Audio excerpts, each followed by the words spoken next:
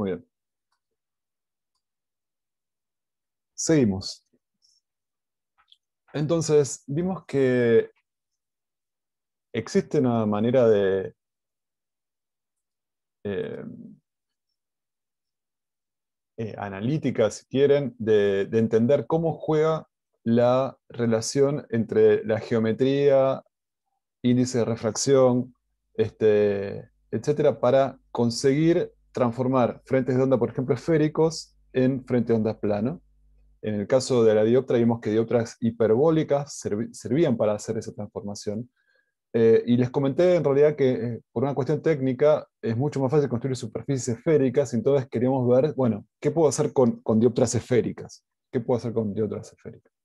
Entonces, vamos a analizar el caso de una dioptra esférica. Como ven, está cargado de numeritos y de letras, pero vamos a ir por parte y van a ver que que es fácil identificar cada cosa. Entonces, acá tenemos una dioptra esférica. Una dioptra esférica, bueno, su geometría esférica significa que todos estos puntos parecieran corresponder a una esfera cuyo centro de curvatura es este punto C que está aquí, ¿no? Este punto C que está aquí. Entonces, C, la distancia entre C y el vértice de la esfera es el radio de curvatura, ¿no? Lo mismo que la distancia entre C y este punto es el mismo radio de curvatura, ¿no? Porque es una esfera. Entonces, yo además puedo pensar que, bueno, este punto también es un punto importante, es el vértice de la esfera, que es el punto más cercano a la fuente, ese que está aquí. La dirección de propagación de la luz va de izquierda a derecha, ¿no? Porque la fuente está aquí, que está acá. Entonces, la distancia entre el vértice y la fuente la llamo distancia objeto, SO. ¿Está bien? Si en este caso la imagen, el punto conjugado, fuese este que está acá, que ahora vamos a ver si lo es o no, pero asumamos que sí lo es, esta sería como la imagen que genera esta dioptra a partir de este objeto, y entonces la distancia entre el vértice y donde se forma la imagen, en el eje, digamos, se llama SI, ¿no? Posición de la imagen. Posición objeto y posición de la imagen. Las dos las medimos con respecto al vértice. Para la izquierda, en el espacio objeto, ese objeto, y va a ser positivo para este lado, y la convención que vamos a hacer es que la posición de las imágenes la vamos a medir desde los vértices y van a ser positivas para este lado. ¿Se entiende? Perfecto.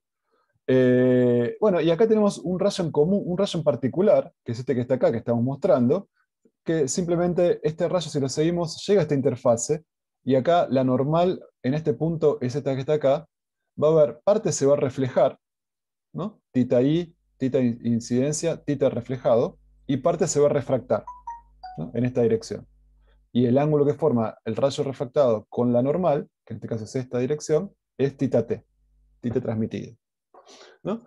Y en definitiva, este rayo, la trayectoria de propagación lumínica que conecta el punto S con el punto P a través del pasaje por este punto A de la dioptra, es esta que está acá. Viene por L0, toda esta parte en el medio 1, y LI en el medio 2. ¿Está? ¿Entendimos más o menos todo lo que está mostrando esta figura? Es bastante cantidad de información, pero es ni más ni menos lo que estuvimos viendo. ¿Les parece razonable? ¿Seguimos? Sí, sí. Bueno. Sí. Bueno, como les dije antes, el centro de curvatura es el punto, digamos, el centro de la esfera de la dioptra, digamos, C, que en este caso, como está desde el vértice siguiendo la dirección de propagación, por eso es tan importante la dirección de propagación, porque me fija los signos de las cosas. Si el centro de curvatura está alejado del vértice en el sentido de la propagación, le voy a hablar de centro de curvatura positivo. ¿Está bien? Si no, sería un centro de curvatura negativo. En este caso es positivo. Bueno, la distancia del objeto en este caso es positiva, siempre es los objetos que están hacia el lado contrario al sentido de propagación, ese semiespacio me define el semiespacio objeto, y las medidas del vértice hacia cualquier punto de este semiespacio son positivas, y las medidas desde el vértice hacia cualquier punto imagen que está en el espacio imagen también son positivas, ¿no? Entonces, si yo mal, eso lo vamos a poner en juego un poquito más adelante, pero empecemos a tomar conciencia de esta convención que estamos usando para medir distancias. Imágenes positivas son desde el punto de vértice hacia, me muevo hacia la propagación, esas son distancias imágenes positivas, y distancias objetos positivas son desde el vértice hacia en sentido contrario a la propagación. Bueno, entonces la pregunta es, esto es lo que le pasa a este rayo. Ahora, ¿qué le pasa a los otros rayos? Un rayo que venga por acá, suponga. ¿Se va a refractar de manera tal de que el rayo que viene por acá justo coincide acá o no? O sea, ¿se va a formar efectivamente una imagen acá en P? Entonces vamos a pensar que sí. Vamos a pensar que sí. Entonces, eh, lo que tiene que pasar es que para cualquier punto A por donde que yo considere sobre la interfase, la longitud de caminos ópticos entre este punto y este punto tiene que ser igual, ¿no? La que viene de esta trayectoria, de que la que, por ejemplo, la que viene acá derecho, que también es una trayectoria válida, o cualquier otra que venga acá, ¿no? Entonces, lo que tiene que pasar es que la longitud de caminos ópticos de todas las trayectorias sean iguales. ¿Se acuerdan? Para que la imagen de este punto S sea este punto P. Todos los rayos que salgan de S y lleguen a P lo deben hacer en trayectorias de idéntica longitud de camino óptico, porque todas tienen que llegar al mismo tiempo. O sea, la que viene por acá tiene que tardar al mismo tiempo en hacer esto que la que viene por acá. Por eso estos puntos van a ser conjugados. ¿Sí? Y además tiene que ser el mínimo, por Fermat, ¿no? Entonces, lo que vamos a hacer ahora es calcular cuánto es la longitud de camino óptico de esta trayectoria, por ejemplo. Y entonces, lo que tengo que calcular es, fíjense, cuánto vale L0, multiplicarlo por N1, y cuánto vale LI, perdón, LO, del espacio objeto, ¿no? Y cuánto vale LI y multiplicarlo por N2, y con eso me hago la suma que me define cuánto vale la longitud de camino óptico de esta trayectoria. Entonces, para eso voy a usar un poco de geometría para relacionar estas cantidades con cantidades geométricas de esta configuración. No es difícil, fíjense. Voy a considerar este triángulo. El triángulo que tiene como vértice el punto objeto, el punto sobre la dioptra del rayo que estoy analizando y el radio de curvatura, ¿no? Me queda este triángulo, que es un triángulo común, en el sentido que no es un triángulo rectángulo, ni mucho menos, pero yo sé que este triángulo, bueno, tiene ángulos internos alfa, beta y gamma, y tiene lados C, B y A, de longitudes C, B y A. Y hay una relación geométrica, hay una relación que es válida, que es esta que está acá. C al cuadrado es igual a al cuadrado más B al cuadrado menos 2AB por coseno del ángulo opuesto a C. De vuelta, C cuadrado es A cuadrado más B cuadrado más dos veces A por B por el coseno de gamma. ¿Bien? Esa es una relación matemática que vamos a asumir como cierta, y nos permite calcular cuánto vale LI, por ejemplo, porque LI es C, ¿no? Perdón, LO. LO es C en este diagrama. Entonces, LO cuadrado es lo mismo que esta distancia, que es SO más el radio de curvatura, ¿no? SO más R, todo al cuadrado, eso sería B cuadrado, menos esto por el coseno de este ángulo, menos dos veces, perdón, el radio por toda esta distancia, que es el radio más la distancia SO por el coseno de phi. O sea, esto es esto que está acá. Y en definitiva es una relación que me permite ver cuánto vale este camino en función del radio, de la posición donde está el objeto, bueno, y de dónde pega en la interfase, ¿no? Porque coseno de phi es el ángulo este que está acá, que es, visto desde el centro de curvatura, dónde está pegando, dónde queda el punto A, ¿no? En qué puntos de la esfera está el punto A, ¿no? En estas coordenadas dadas por el ángulo phi. Bueno, yo puedo hacer exactamente lo mismo considerando este triángulo, para ver cuánto vale LI. Porque lo que tiene que valer es que LI cuadrado tiene que ser igual a esta cantidad al cuadrado, más esta cantidad al cuadrado, eh, menos dos veces esta cantidad por el coseno de este ángulo. Así que es LI cuadrado, tiene que ser igual a R cuadrado, más la distancia CP. Ahora, fíjense, la distancia CP es SI, es todo esto, y le tengo que sacar el radio, le tengo que sacar todo esto. Entonces, decir CP es lo mismo que decir SI menos R, ¿no? Entonces, SI menos R es CP. ¿Está? Y el otro lado del triángulo que importa es R. ¿Está?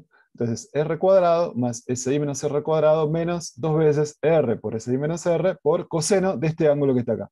Y este ángulo que está acá es pi menos phi. Este ángulo que está acá es pi menos phi. Entonces, a todo esto, entonces, es para decirles que yo puedo expresar estas cantidades en términos de la posición del objeto, de la imagen y del radio de curvatura, y del punto donde estoy mirando en la interfase para ver esta trayectoria. Entonces, en definitiva, yo puedo calcular quién es L0 y quién es LI en términos de esas cantidades. ¿Saben? Y es esta cosa tan asquerosa. Acá lo que hice fue despejar cuánto vale LO y cuánto vale LI. ¿No? Despejo LO de acá, es poner raíz cuadrada de acá, LI de acá, es poner raíz cuadrada de acá, y entonces la longitud de camino óptico es esta cosa asquerosa. Pero físicamente es esto, es este cachito. ¿No? Matemáticamente este cachito se expresa de esta manera, y este cachito se expresa de esta manera. Pero físicamente es la longitud de camino óptico de esta trayectoria. Ahora, lo que tiene que pasar es que la longitud de camino óptico tiene que ser la mínima. O sea, tiene que ser la mínima y tiene que ser igual para todo punto sobre la superficie. ¿No? Entonces, lo que tiene que pasar es que, como tiene que ser la mínima y tiene que ser igual para todos los puntos de la superficie, no puede depender de phi. Tiene que tomar un valor que no dependa de phi. ¿No? Porque phi, si yo cambio phi y cambia la longitud de camino óptico, no todos los rayos que salen de S no todas las trayectorias que salgan de S y lleguen a P van a tener longitud de camino óptico. Así que no va a ser correcto pensar que los puntos emitidos acá van a converger a este punto acá. Entonces, para que suceda esto, para que pese el punto conjugado S, la longitud de camino óptico no puede depender de phi. Así que la derivada, la dependencia de phi con respecto a la longitud de camino óptico tiene que ser igual a 0. ¿Está bien?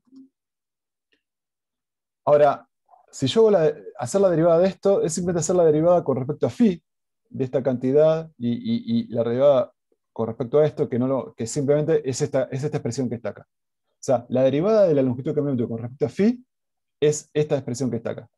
¿Está bien? Y esto tiene que ser igual a 0, para que la imagen de este punto sea este punto que está acá. Para que todos los puntos lleguen desde S hasta P con la misma, con trayectorias de idéntica longitud de camino óptico. Para eso tiene que valer esto que está acá. 0 tiene que ser igual a esta combinación que figura acá abajo. Entonces, esta es la expresión que acabamos de ver. Esto es lo que acabamos de ver, ¿no? Tiene que valer esto, para decir que la imagen de este punto es esta que está acá. Perfecto. Vamos a seguir entonces. Perdón, ¿alguna pregunta? Yo digo perfecto, pero no sé si está perfecto. A mí no me termina de cerrar la idea de que si son iguales todos los caminos ópticos, van a converger los rayos en el punto P. Mira, Como que dijiste que era el... acordate del mantra de la longitud de caminos ópticos. ¿Eso qué decía? Decía esto que está acá. Pará. Esto. La longitud de caminos ópticos de rayos que conectan puntos correspondientes de dos frentes de ondas es siempre la misma. Eso está de acuerdo con Snell, está de acuerdo con Huygens, es otra manera de decir eso. ¿Está bien? Bueno, vamos a aplicarlo a esta situación.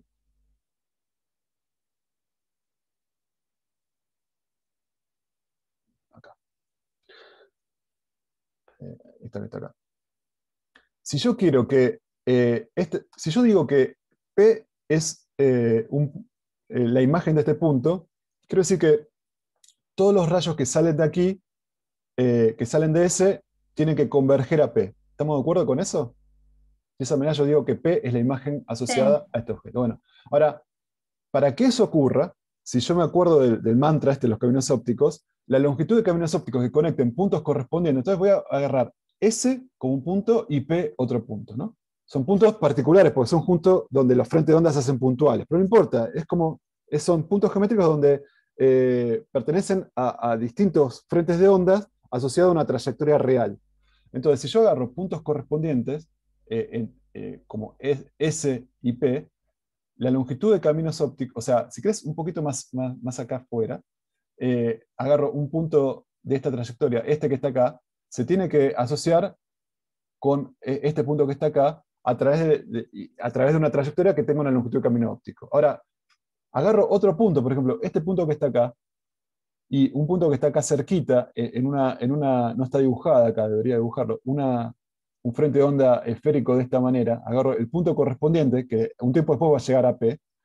Entonces, la longitud de camino óptico entre esta trayectoria y esta otra trayectoria tienen que ser iguales, porque estoy conectando puntos correspondientes, ¿saben? De dos frentes de onda, uno a la izquierda y otro a la derecha. Pero yo estoy seguro que la trayectoria, si es verdad que se produce que todos los rayos emitidos acá convergen al punto P, la longitud de los caminos ópticos de las distintas trayectorias que hacen eso tiene que ser la misma, por lo que acabo de decir. Porque puntos correspondientes de distintas puestos en distintas frentes de ondas asociados tienen que estar conectados por trayectorias de idéntica longitud de camino óptico. Entonces, si eso es verdad, todos los rayos que vengan acá se refracten y llegan a P, uno acá, otro acá, este acá, todos, la longitud de camino óptico, si es verdad que ocurre esta cosa que está acá, tiene que ser la misma. O sea, no puede depender de phi, ¿no? Porque si yo cambio A, cambio phi, y esa dependencia acá me arruinaría si esto no ocurriese. Entonces, pedir que la longitud de camino óptico no dependa de phi y que además sea mínima, es pedir que cuando yo hago la derivada con respecto a phi, esa derivada sea cero. O sea, no haya dependencia de esto con phi. Estoy en una situación donde no dependa de phi fuertemente. Y eso matemáticamente significa que tiene que cumplir esta ecuación que está acá. Ahora bien, eh,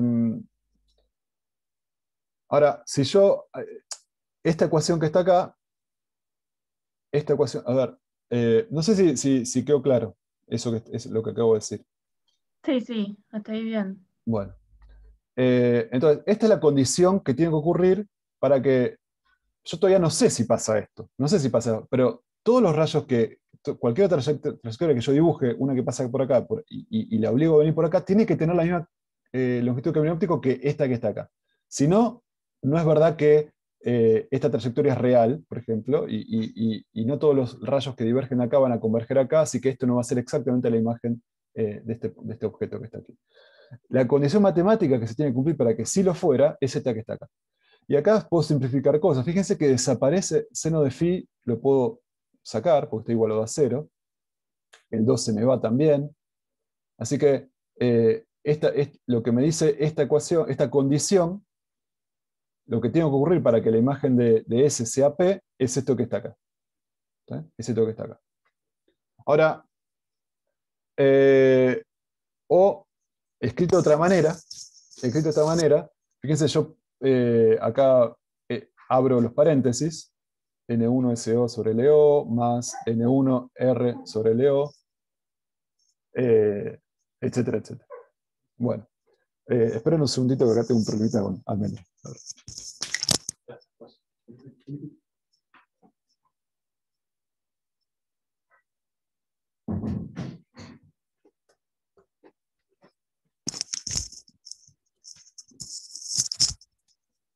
Ahí va.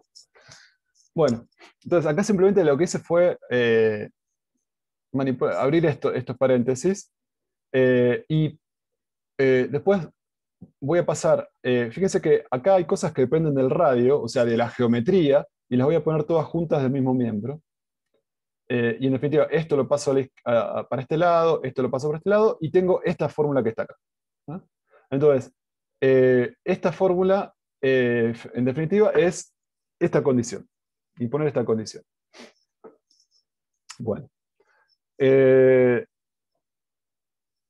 Matemática. Ahora fíjense lo siguiente. Esta es la condición que vimos la vez pasada. que acabamos de ver, que les acabo de mostrar, ¿no? Escrita de esta manera. Donde estoy haciendo hincapié, en realidad, que si bien el seno de phi se fue de acá, en realidad, fíjense que LO y LI dependen implícitamente de phi. O sea, si yo cambio, porque lo que me dice esta ecuación es que agarro un punto, mido cuánto vale LO, cuánto vale LI, hago esta cosa y esto tiene que ser igual a esto. Ahora, si yo elijo otro punto, el LO de otro punto va a ser distinto. Y el LI también va a ser distinto. No es evidente que se cumpla esta ecuación para cualquier LO y LI definidos a partir del punto donde estoy considerando sobre la superficie. ¿Está bien? Entonces, pero sí,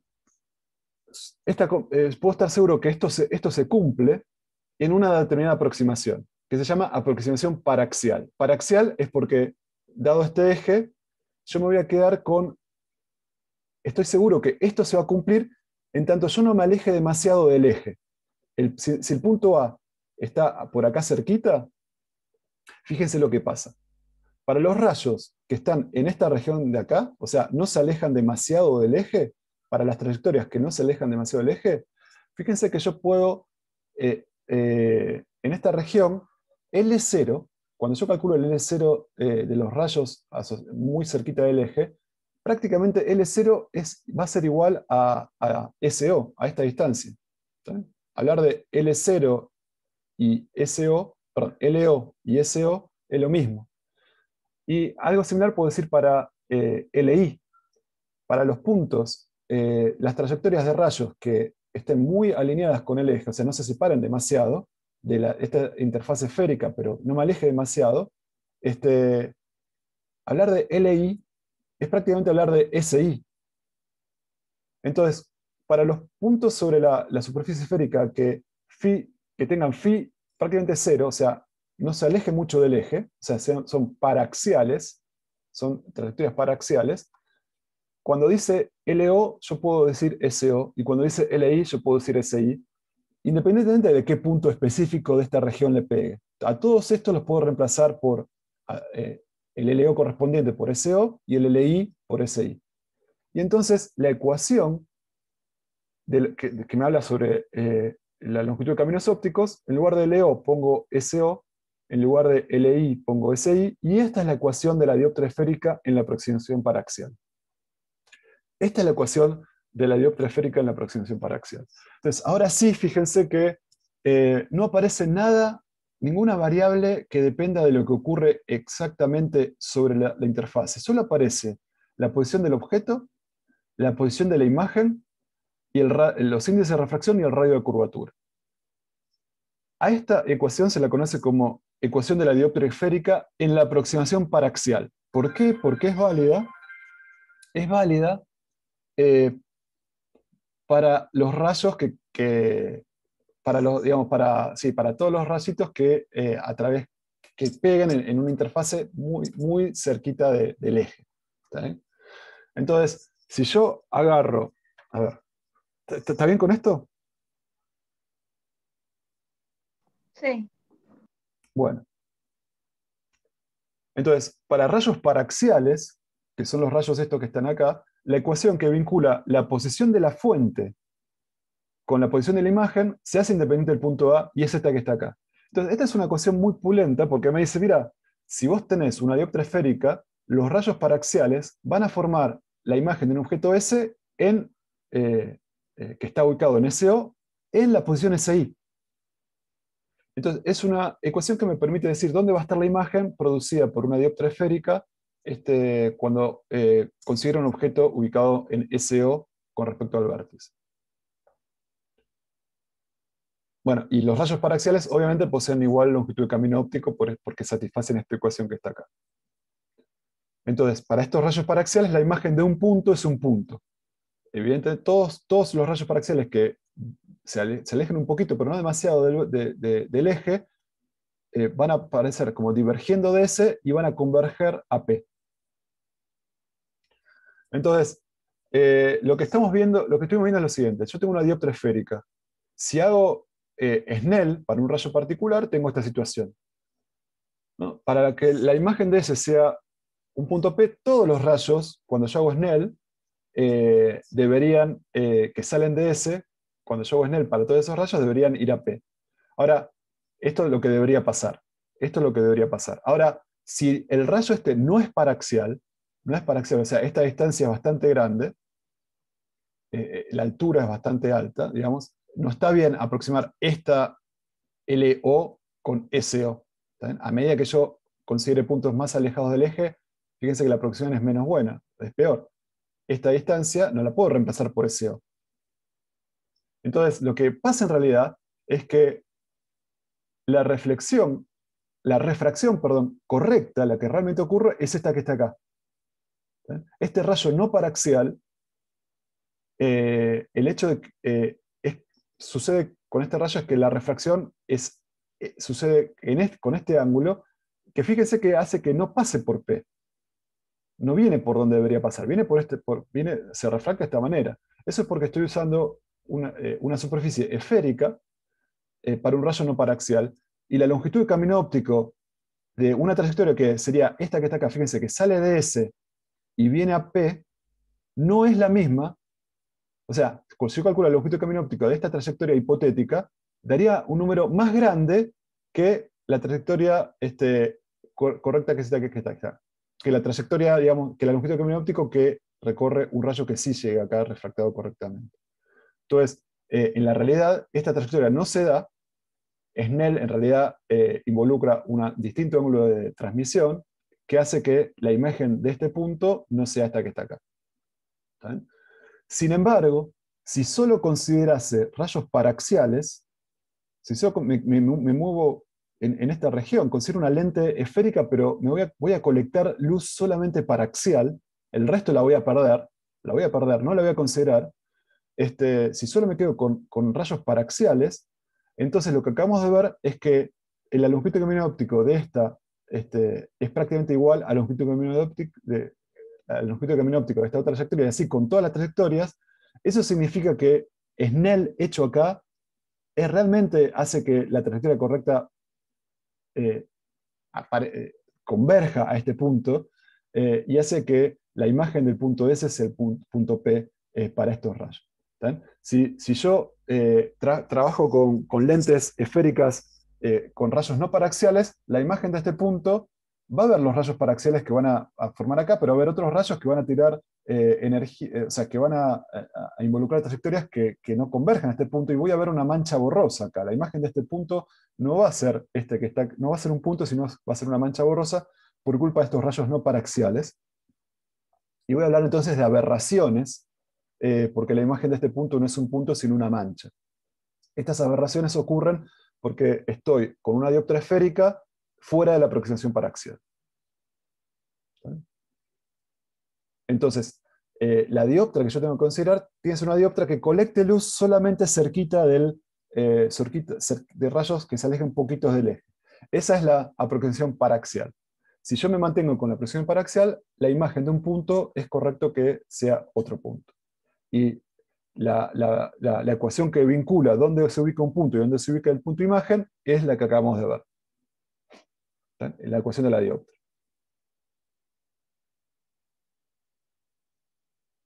Bueno, es bastante, vayan procesándolo, pero si tienen una pregunta, podemos atenderla. Yo tengo una duda, todavía estoy procesando, pero dijiste que la hipérbola era como perfecta, Claro, pero como que era difícil de construir, sí. pero en la imagen que mostraste como todos los rayos salían paralelos. Entonces no entiendo bien esa parte, como no es que convergían todos en un punto Sí, y formaban una o sea, imagen. está bien, perfecto. Para el caso de la hipérbola, fíjate que eso ocurría, yo no dije que ocurría para cualquier punto, ocurre justo cuando la fuente estaba en el foco de la hipérbola. ¿Está bien? En el foco de la hipérbola.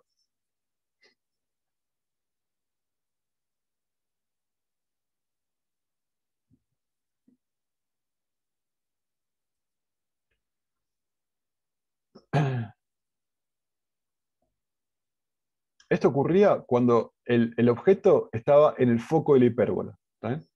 Para otras situaciones vamos a ver que va a valer, valdría lo que estamos, la ecuación sea, para relacionar dónde se va a formar la imagen, va a valer la ecuación de la dioptra general esférica que te comenté. Para cualquier otro punto, o sea, si el punto S estuviese no en este punto matemático, sino en este punto matemático, esta hipérbola deformaría las ondas esféricas, pero haría como si proveniesen de otro punto, o sea, habría una imagen en otro lado. ¿Está bien?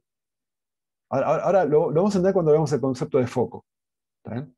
Para el caso de ondas esféricas, de dioptras esféricas, que es lo que estamos analizando.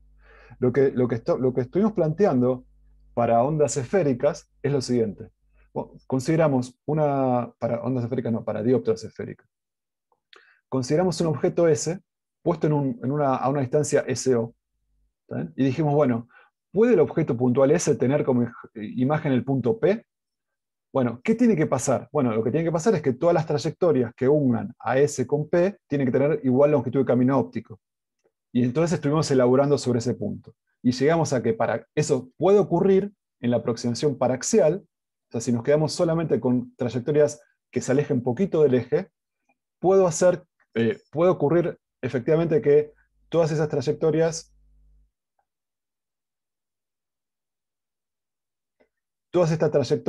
efectivamente tengan la misma longitud de camino óptico y entonces la imagen de este punto va a ser este punto que está acá. ¿Está bien? Eso es compatible con el hecho de que, bueno, cuando yo hago Snell acá, se van a refractar de tal manera que los rayos que empiezan a diverger acá van a empezar a converger y todos van a converger a este punto. ¿Está bien? Entonces, efectivamente puedo conectar este punto con este punto. ¿Está bien? Y la manera de relacionar en qué lugar S va a generar una imagen en P es a través de esto que está acá. ¿Está bien? Esto que está acá. Ahora, la pregunta sería la siguiente, que te la adelanto si querés. Una onda plana, si P estuviera aquí, digamos, aquí, SO sería más, perdón, SI sería más grande, ¿no?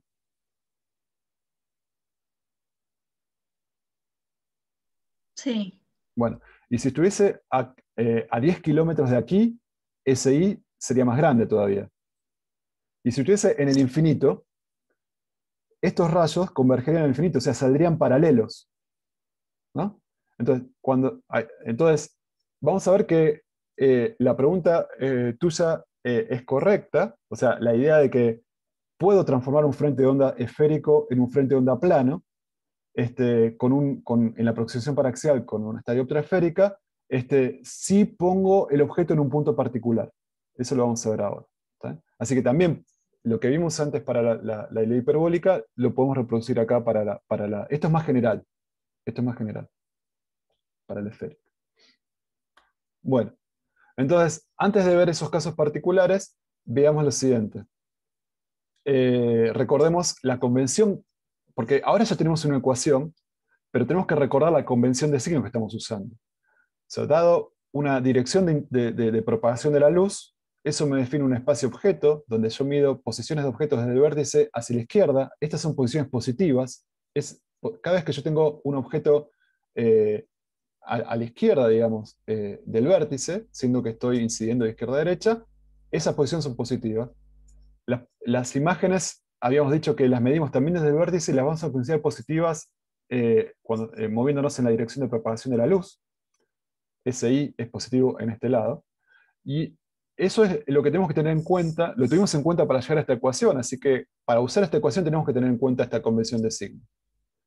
Entonces la convención de signos con luz desde la izquierda sería, los puntos objetos son positivos a la izquierda de B.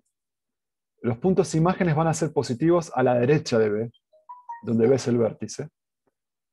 El radio de curvatura es positivo si el centro de curvatura C está a la derecha de B. O sea, este es un radio de curvatura positivo. Y bueno, y las alturas, por ahora no involucramos alturas porque estamos moviéndonos en puntos sobre el eje, pero cuando veamos puntos fuera del eje, vamos a hacer alturas positivas si me muevo verticalmente hacia arriba y negativas hacia abajo.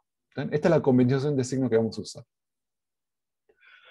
Bueno, entonces, esta es una dioptra, esta es la ecuación de las dioptras, en la aproximación paraxial. Me vincula posición objeto con posición imagen. ¿Eh? Entonces, vamos a avanzar rápidamente al concepto de lente.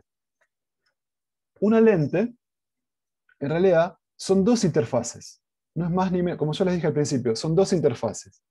Tengo el aire, el índice de refracción del aire, el índice de refracción de la lente y el índice de refracción del aire. Y un rayo se refracta en esta interfase y se vuelve a refractar en esta otra interfase. Entonces, nosotros ya acabamos de mostrar cómo se relaciona, cuál es el efecto de una dioptra en términos de las posiciones del objeto y la imagen que produce. Entonces, lo que tenemos acá son dos dioptras, una después de otra. Entonces, ya sabemos encontrar analíticamente la imagen de una fuente puntual que produce una dioptra. Lo que tenemos que hacer ahora es concatenar dos veces este procedimiento. Agarro, calculo cuál es la imagen producida por esta dioptra.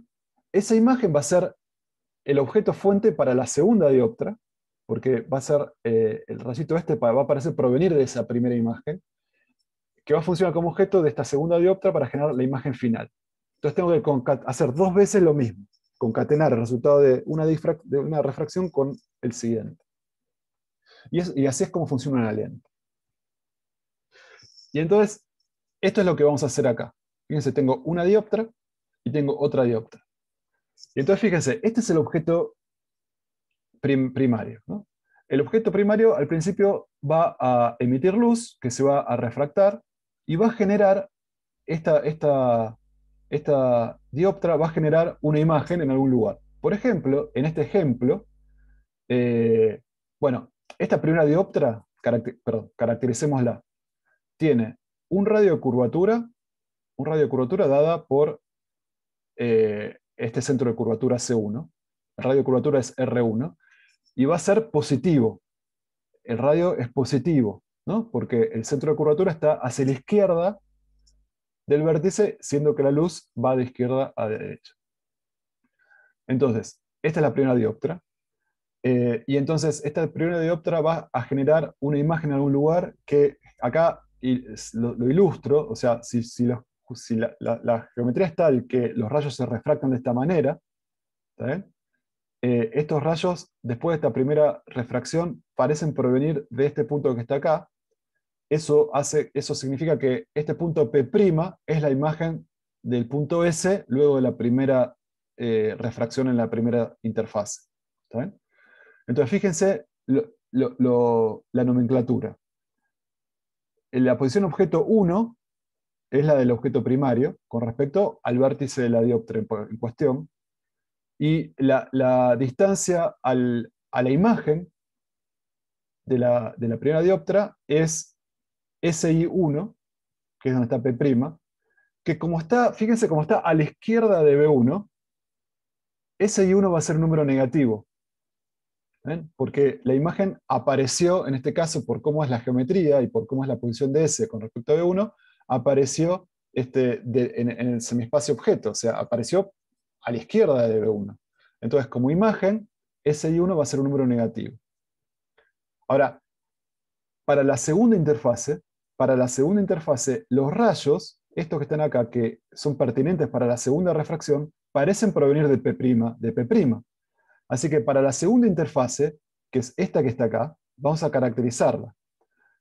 El vértice es B2, ¿está bien? El vértice es B2. La luz, la dirección sigue siendo de izquierda a derecha, ¿está bien? Así que el objeto para la segunda interfase es P', así que va a estar a una distancia SO2, ¿no? El radio de curvatura de esta interfase ahora es negativo, ¿no? Porque siendo que la propagación va de izquierda a derecha, el centro de curvatura de esta segunda interfase está a la izquierda.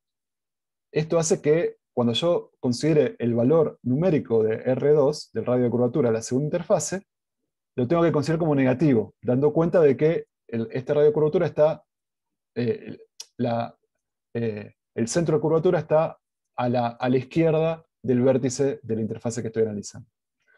Entonces, bueno, y esta refracción se va a dar de tal manera, yo estoy en la aproximación paraxial, así que la imagen de este punto P' va a ser otro punto que va a estar en un lugar que en este ejemplo quedó de este lado, y que sale de la refracción de estos rayitos acá que se van a juntar en este punto acá. Esta es la imagen final, que es la imagen de la segunda refracción, Por lo tanto, medidas desde el vértice este que está acá, va a estar ubicado en SI2. Hay un montón de letras, pero básicamente lo que hice fue hacer dos refracciones concatenadas, una después de la otra, dando cuenta de la física de lo que está pasando acá. Que tengo simplemente una refracción y después la refracción del producto de la primera refracción. En términos de fuentes e imágenes, tengo una primera imagen que se genera en esta interfase, esta dioptra, por refracción de esta dioptra, que actúa como objeto para la refracción de la segunda dioptra, que es esta que está acá, que produce finalmente la imagen final.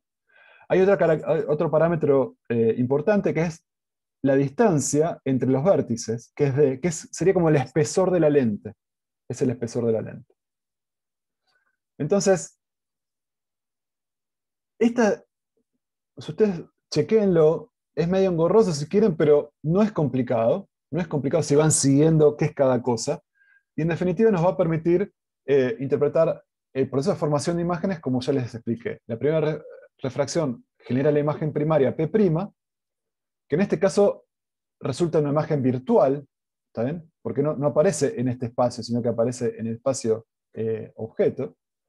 Y esta imagen, aunque sea virtual, es una imagen P' que actúa como fuente objeto para la segunda interfase, así que es el SO2 es P', ¿está bien?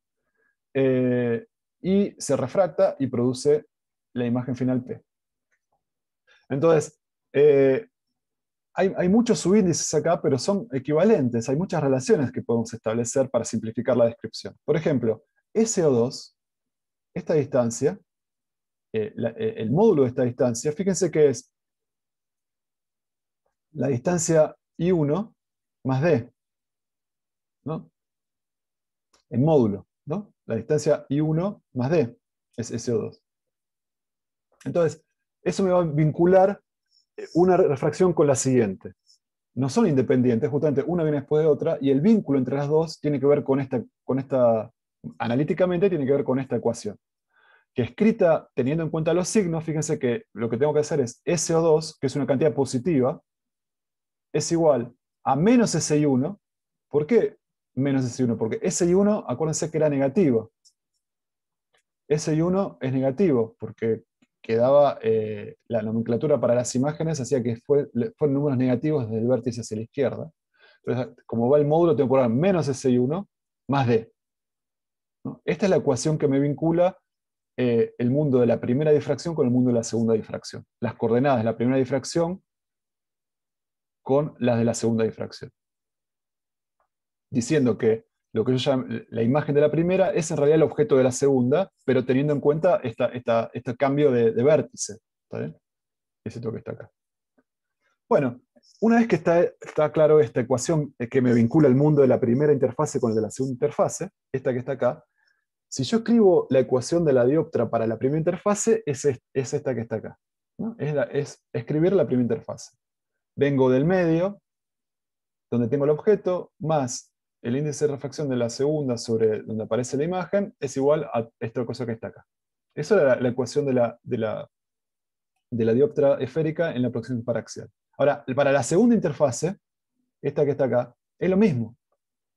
Pero esta ecuación, en lugar de aparecer SO2, voy a poner esto que está acá. ¿Sí? Esto que está acá. En lugar de poner SO2 acá, que sería la ecuación de la segunda dioptra, como si la primera no existiera, pensando que simplemente tengo un punto acá, bueno, digo no, me hago cargo, digo, este punto P' en realidad es la imagen del primero y se relaciona de esta manera las coordenadas, pensándolo como objeto del segundo o como imagen del primero. Y entonces, esta es la ecuación, esta que aparece acá. Fíjense que R2, en este ejemplo, bueno, R1 habíamos dicho que es positivo, porque la luz viene de izquierda a derecha y el centro de curvatura está a la derecha del vértice, pero R2 es negativo en esta ecuación, porque el centro de curvatura de la segunda dioptra está a la izquierda del vértice. Entonces, lo que hago acá es sumar miembro a miembro, esto más esto, y tiene que ser igual a esto más esto, y es esto que está acá. Donde pasé para el otro lado este término que está acá y este término que está acá. ¿Está? Entonces, sumo miembro a miembro ambas expresiones y llego a esta ecuación que es esta que está aquí. Lo único que estoy haciendo acá es concatenar las dos ecuaciones de refracción sobre las dioptras. ¿Está bien? Para que explique lo que pasa cuando tengo dos dioptras una seguida de la otra. O sea, cuando tengo una lente, esta que está acá. Entonces, esta ecuación, si quieren, fíjense que, bueno, nada, sigamos un poquito más, la hacemos un poco más simple y sacamos alguna conclusión. Esta ecuación es esta que está acá. Se llama ecuación del constructor de lentes. Se llama ecuación del constructor de lentes. Fíjense que aparece eh, la posición del objeto primario con respecto al vértice 1. Aparece I2, que es la posición de la imagen final con respecto al vértice 2. O sea, aparece esta cantidad y esta cantidad, que son en realidad las que me interesan, porque las cantidades intermedias no me interesan. Me interesa el producto que me relaciona lo inicial con lo final después de las dos refracciones. Eso es lo que aparece acá. S1 y SI2 son estas dos cosas que están acá. Y del otro lado dejé las cosas que tienen que ver con la geometría de índice de refracción y con cosas intermedias. Con SI1, que es la posición de la imagen intermedia acá. ¿Sí? Entonces, si la lente, esta que está acá, es lo suficientemente delgada, ¿y eso qué significa? Si D es muy, muy chiquito, si D, la distancia entre los vértices, lo puedo despreciar, fíjense que si D fuese muy chiquitito, cercano a cero, ¿está bien? Todo este término se va a cero. Y si eso es así, en la aproximación de paraxial y de lentes delgadas, la ecuación del constructor de lentes queda escrita de esta manera. Este término se va y logré lo que quería. Logré esta ecuación que me dice, si yo pongo un objeto sobre un eje de una lente delgada a una distancia o 1, ahora como D es 0, es lo mismo hablar de medir con respecto a este vértice o este vértice, porque esta diferencia es muy chiquitita. Si yo pongo, la ubicación está unívocamente determinada con respecto al centro de la lente, si yo pongo un objeto a una posición SO1, la imagen se me va a generar en una posición SI2, tal que se cumpla esto que está acá. Todo lo que está en el miembro derecho, fíjense que depende de la geometría y de la relación de los índices de refracción del medio de la lente. Pero esta es una ecuación entonces que me dice dónde va a aparecer la imagen generada por un objeto puntual puesto en la posición SO. Que es esta ecuación que está acá abajo. En esta ecuación que está acá abajo, fíjense que pasé el índice del medio, este que está acá, lo pasé dividiendo al otro lado. ¿Está bien? Y esta es la ecuación simple que quedó. Toda esta parte que está acá, fíjense que acá ya me aparecen solo cosas de posición objeto y posición imagen, y acá me aparece, bueno, geometría y la relación NLM es NL sobre NM, la relación entre el índice de refracción interno L con el índice de refracción externo N. Esta es la ecuación de lentes, esta es la ecuación de la lente. ¿Está bien? Esta es la ecuación de la lente. Perfecto. Entonces, lo último que quería comentarles es lo siguiente.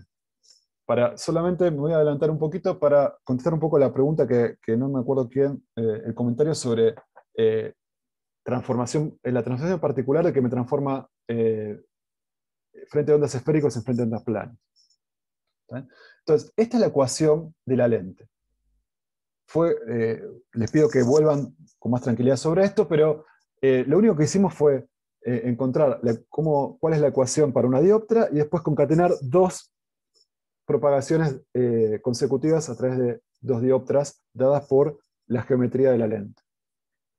Y llegamos a esta ecuación, en la aproximación de lente delgada. Entonces, analicemos esta situación. Acá yo tengo una lente, estoy usando rayos paraxiales, ¿está bien? Así que todo es válido, y además voy a pensar que la lente es delgada, así que esto también es válido.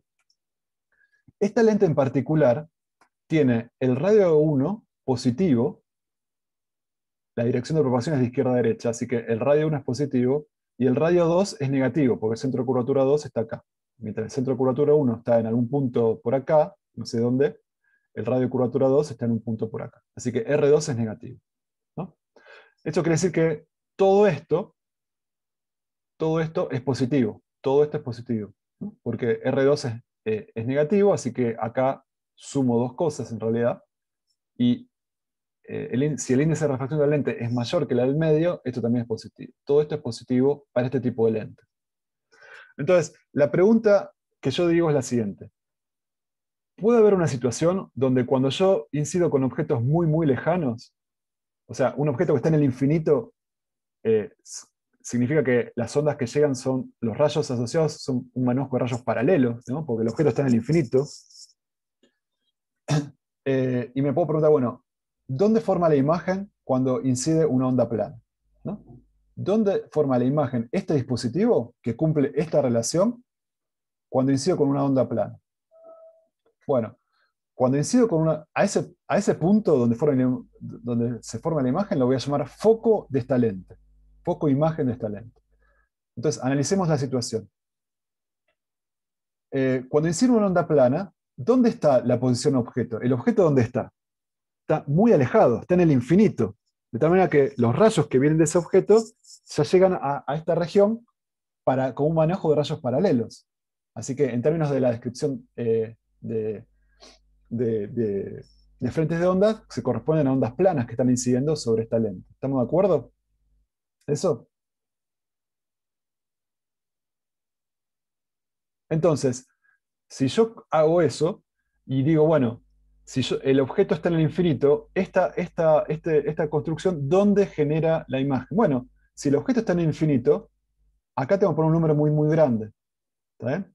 Y la imagen se me va a formar en un punto dado por esta ecuación. ¿Está bien? Y a ese punto lo voy a llamar foco imagen.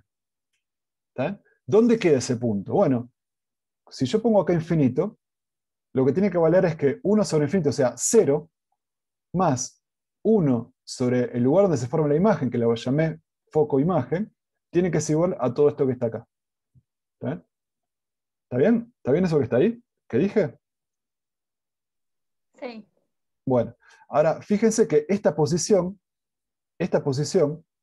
es positiva, porque esto que está acá es igual a todo esto que está acá, que no sé cuánto vale, pero es positivo. Así que FI va a ser positivo. Así que en algún punto